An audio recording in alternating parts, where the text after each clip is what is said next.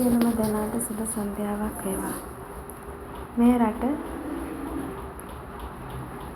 සර්වජන අයිතිවාසිකම් තියෙන රටක් කියනවා. තමුන් කැමති ආගමක් අදහන්න නිදහස තියෙනවා. තමුන් කැමති තැනක යන්න එන්න නිදහස තියෙනවා. තමුන් කැමති රැකියාවක් කරගෙන ජීවත් වෙන නිදහස තියෙනවා කියනවා. ඒත් එක්කම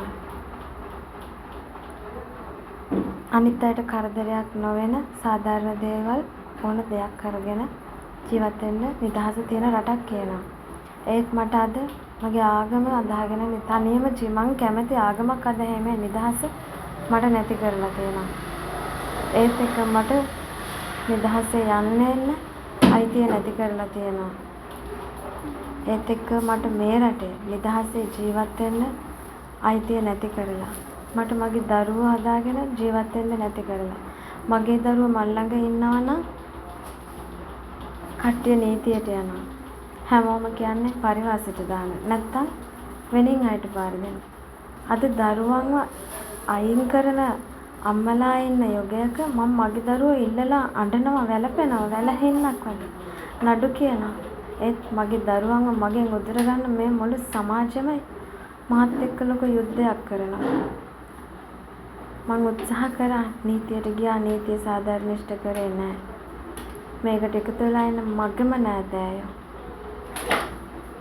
කවුද අද මගේ නෑදෑයෝ වෙන්නේ කියලා මම හොයනවා. මට මේ ජීවිතේ මගේ ලේ නෑයෝ වෙච්ච මාව බිහි කරපු මගේ අම්මා තාත්තා මගේ සහෝදරයා මගේ දරුවන්ගේ පියා සැමියා දික්කසා දෝනායාගෙන් මම සහ ඒගොල්ලෝ නිසා ගමේ පිරිසක් මගේ දරුවන්ව මගෙන් උදුර ගන්න උත්සාහ කරනවා. මම ආගමික නායකයෝ කීප දෙනෙක් ළඟට ගියා. නමුත් එයාලත් දෙමව්පියන්ගේ වචනට රැවටිලා එයාලත් කියනවා දරුවන්ව දාන්න ළමා නිවාසයකට කියලා. ඇයි මං ළමා නිවාසයකට දාන්නේ? මට මගේ දරුවෝ වැඩි නැහැ. මට මගේ දරුවෝ හදාගන්න උදව් අවශ්‍ය කරනවා. එයාලා මාව දාපු අමාරුවෙන් ගොඩ එන්න නම් මට කාගේ හරි උදව්වක් අවශ්‍ය කරනවා. මට මගේ දරුවෝ හදාගෙන මගේ දරුවොත් එක්ක මට ජීවත් වෙන්න අවශ්‍ය කරනවා. මේ මිනිස්සු ඇයි අම්මා කෙනෙකුට දරුවොත් එක්ක පාඩුවේ නිදහසේ ජීවත් වෙන්න උදව් කරන්නේ නැත්තේ? ඇයි ඒකට ඉඩ නැත්තේ? මේ රටේ එහෙම අසාධාරණකම් වෙනවා නම් ඒකට විරුද්ධව නැගී හිටින්න වෙනවා. මට ඒකට ශක්තිය මුදල් අවශ්‍ය නැහැ. පිරිස් බලය අවශ්‍ය කරනවා. කවුද මං එක්ක එකතු වෙන්නේ?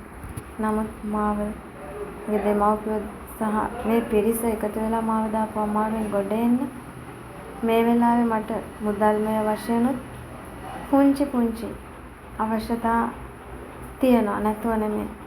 කට්ටිය වක්ට වෙලා ගහපු ගේමට මගේ වතුර බිල්, ලයිට් බිල්, රතු බිල් කරලා මගේ බයිසිකලේ නැතුව මම දරුවන්ව පුදුම දුකක් ඉඳලා ඉස්කෝලේ එක්කන් යනවා.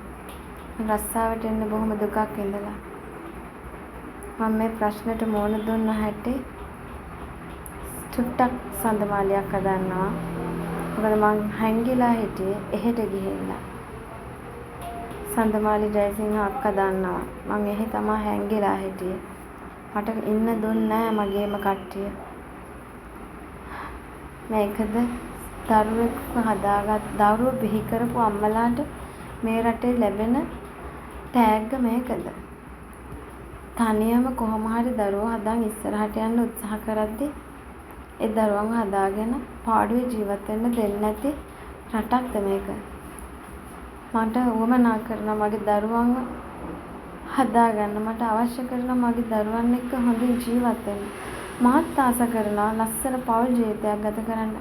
මමත් ආස කරනවා දරුවොත් එක්ක ජීවත් වෙන්න ආදරෙන් ප්‍රේමෙන්.